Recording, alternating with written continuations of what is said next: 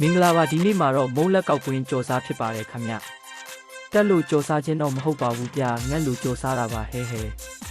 ပျော့ပျော်လေးစားချင်တာဖြစ်တဲ့အတွက်ကြောင့်မို့လို့စံစိမ့်မှုမထည့်ပဲကောင်းကြီးဆန်မုံနဲ့အုံးသီးနဲ့ပဲအသုံးပြုထားပါတယ်ခင်ဗျသမအောင်နှဲပြီးရင်တော့စပြီးကွင်းပါတော့မယ်ရေနည်းနည်းများသွားလို့ပျော့သွားတယ်ခင်ဗျကျွန်တော်ပြောပါတယ်တက်လို့လောက်တာမဟုတ်ပါဘူးငက်လို့လှုပ်စားတာပါလို့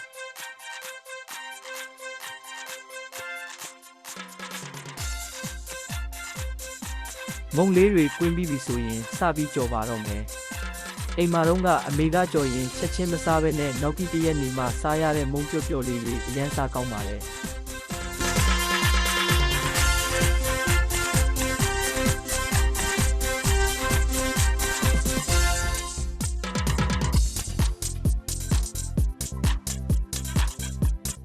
ရွှေဝါရောင်လေးတန်းပြီးစီပေါ်လာပြီဆိုရင်